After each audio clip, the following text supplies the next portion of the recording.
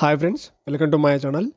So ఏపీఎంసెట్లో BiPC స్ట్రీమ్కి సంబంధించి B pharmacy, pharm D, food technology, biotechnology సంబంధించి మనకి లాస్ట్ ర్యాంక్ డీటెయిల్స్ ప్రొవైడ్ చేశారనమాట. ఇందులో మనకి కాలేజ్ వైజ్గా, కేటగిరీ వైజ్గా మనకి లాస్ట్ ర్యాంక్ ఇవ్వడం జరిగింది. చాలామంది నాకు ఏపీఎంసెట్లో ఇంత ర్యాంక్ వచ్చింది, అంత ర్యాంక్ వచ్చింది, నాకు సీట్ ఏ కాలేజీలో వస్తుందని చెప్పేసి అడుగుతున్నారనమాట. సో అలాంటి వాళ్ళ కోసం ఈ లిస్ట్ చాలా బాగా యూజ్ అవుతుంది కాబట్టి ఎక్కడ స్కిప్ చేయకుండా మొత్తం చూడండి. సో వీడియోలోకి వెళ్ళే ముందు మీకు క్వశ్చన్ చెప్పాలి. సో ఏంటంటే స్పెషల్ కేటగిరీ వాళ్ళకి సంబంధించి ఓన్లీ విజయవాడ గవర్నమెంట్ పాలిటెక్నిక్ కాలేజీలో మాత్రమే వెరిఫికేషన్ ఉంటుంది.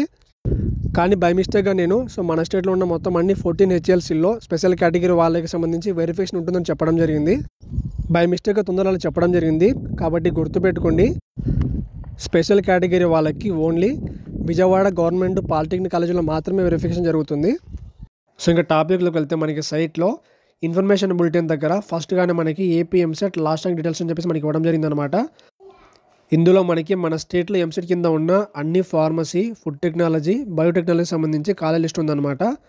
సో లిస్ట్ మనకి ఎలా ఇచ్చారంటే మనకి లిస్ట్లో ముందుగా institute code, institute name, type అంటే గవర్నమెంట్ కాలేజా, ప్రైవేట్ కాలేజా. ఒకవేళ ప్రైవేట్ కాలేజ్ అయితే మనకి పీవీటీ ఉంటుంది, గవర్నమెంట్ కాలేజ్ అయితే మనకి ఎస్ఎఫ్ ఉంటుంది, లేదంటే గవర్నమెంట్ ఉంటుంది అనమాట. ఇన్స్టిట్యూట్ రీజన్ ఇచ్చారంటే ఏ రీజన్ మనకి ఇవ్వడం జరిగింది. సో డిస్ట్రిక్ట్ ఇచ్చారు, ప్లేస్, కో ఎడ్యుకేషనా కాదా, అఫిలియేటెడ్ టు విచ్ యూనివర్సిటీ అంటే JNTUK, Andhra university, JNTU Anantapuram ఇలా అనమాట. So college established year, branch code అంటే ఇక్కడ మీరు జాగ్రత్త గుర్తుపెట్టుకోండి. సో పీడీబీ అంటే ఫార్మ్ డి, పిహెచ్బి అంటే బీ ఫార్మసీ, ఎఫ్డీబీ అంటే ఫుడ్ టెక్నాలజీ, బీటీబీ అంటే బయోటెక్నాలజీ అనమాట. అలానే పీఈబీ అంటే ఫార్మస్యూటికల్ ఇంజనీరింగ్ అనమాట. చాలామంది సో ఈ లిస్ట్లో ఒక్కో కాలేజ్ 2 సార్లు రావడం చూసి కన్ఫ్యూజ్ అయిపోతున్నారు. మీరు ఇక్కడ కాలేజ్ కోడ్ చూసుకోండి.